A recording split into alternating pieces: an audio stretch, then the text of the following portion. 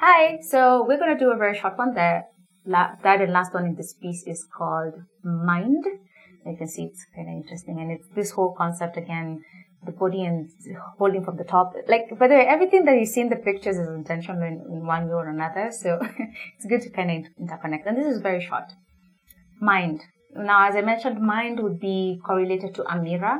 And if you get lost with the pictures, just look at the hashtags, you'll see who I'm referencing to. We grow learning and adapting. Often comes at times when what we know, expect, and are experiencing are not seated on the same table. This is when you realize the godfather, that is the mind. What then? Mind. Straight to the point. And this covers everything that I've just talked about in heart and body.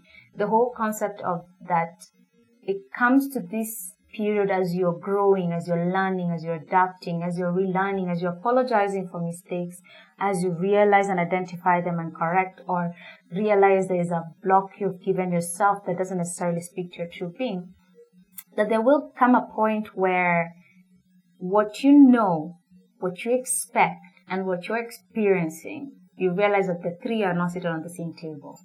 And that's when you realize, as I mentioned, the godfather. Now, at this particular point, it's at the godfather, the mind, because rarely have you had the mind associated with the feminine, more like heart that is associated more with feminine behaviors.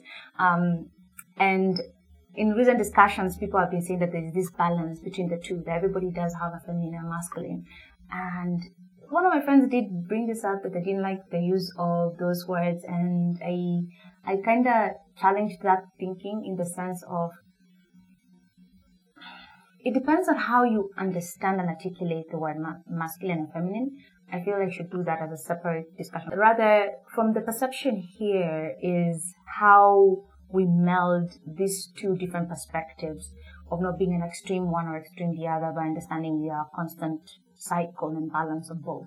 And so here on the mind is that your mind, the minute your mind starts really observing what you're currently experiencing, what you've been expecting, and what you know, are like you try and mesh that you can decide what to experience, how you interpret what you're experiencing, and by challenging what you know, because sometimes what you know might have been encoded on you and not necessarily the truth of the matter, versus also what you expect and how to manage those expectations that comes back to your feeling that becomes your narrative. You see the loop around.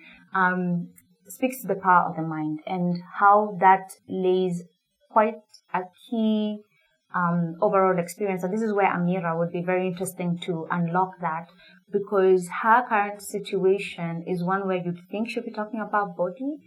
Instead, she's showing you the power of the mind over the heart and the body, and how she's articulated and really mastered the mind to be able to build her whole character arc within her story.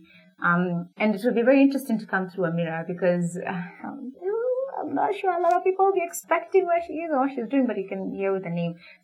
At some point when I was choosing the names as well, I was going for things that are stereotypical, so that by the time you come to really learn and fall for the characters, which I hope you fall for as much as I am.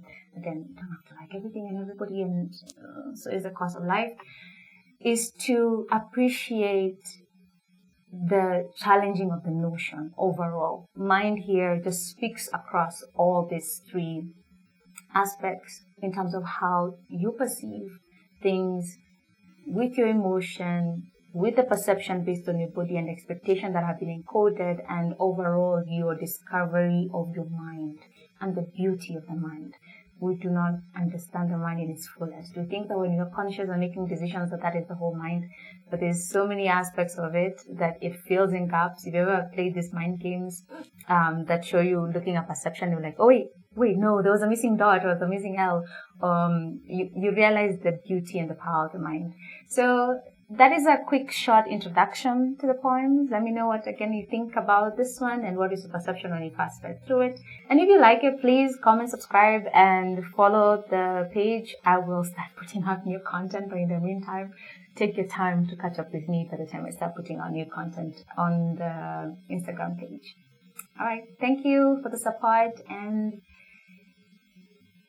keep on challenging the perception. Ciao!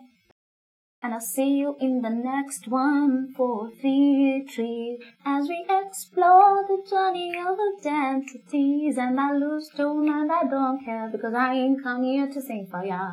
I'm just having my moods and enjoying it. Honestly, I don't even know why I did it like that, but if you're gonna talk about challenging things, it's not always about perfection, no?